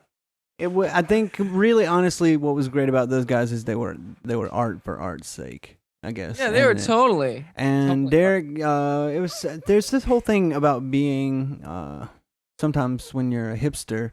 Somebody take me to the hospital. Sometimes when you're a hipster, you really identify with somebody who. I take it there was probably no hipsters at that show, but it was just bad booking, I guess, But hipsters, Code and there's 7 was people that- supposed to play. well, yeah, the people that were coming there were absolutely, confounded by that band. I guess the reason that they identify or that people couldn't identify is because they were, ironic, and it's kind of silly to be ironic in, like a civic center. It's irony on a world level. In a is teen cool, center in front of a bunch of fucking new metal. So that I submit that for your approval as far as No, like, it whether or was not you will brilliant. I mean, it was forgive Derek brilliant. Main I mean, for being you know like what I that. mean? It was totally brilliant for what it was. Okay, look, I was on the other side of town. Here's the truth. I was on the other side of town trying to get crack. And there were people that would kick me in the balls when I paid them and walk on me with golf cleats. So a lot of time these bands are playing, and I'm just not even aware of what their music sounds like. So, Oh my God. look, Dude. most of the time when we were playing shows, I'm serious. Most of the time when we were playing it was shows, a good show. Thanks for coming out, Jeff. Yeah. Thanks for being on the show, man. yeah, thank you for having me. I'm sorry. Just kidding. You guys, as always, please be sure to check us out on our Facebook page at facebook.com/Stonedhenge Show, as well as stonehengeshow.com if you're looking for the feed in order to get to the downloadable content that we have. Hey, and if you like us, tell your friends to listen to us. That's all we ask. Yeah, spread the love, man. Don't hold that shit in. Yeah, don't hold it in. It's not like, when you find a band that you really like and you don't want to tell anybody because as soon as everybody starts liking them that you're not going to like them anymore. This isn't like that. You need other people to like this. Believe me, we need other people to like The more this. powerful that we become, the better the world gets. Believe me. It's pretty simple. Like, we're going to do nothing but have more money and power so we can make more awesome shit for you guys to enjoy. Yeah, and like we'll make serious music, and we'll make really silly podcasts, and we'll make serious podcasts, and we'll make movies. What is that, Brandon? We'll make movies? Yeah, Brandon, that's what I said. Yeah. We'll make movies. We'll make movies, and we'll make TV too. We can potentially be your all-in-one, total, all-encompassing entertainment package that you can just invest in, and we will take care of music, comedy, acting, drama. All you need is us forever and ever. Yeah, I mean, we have you covered, man. So keep listening to us and get other people to listen to us because that's what needs to happen in this world. It's going to be sick. Yeah, it's so sick. We'll see you next time, homies. It's June.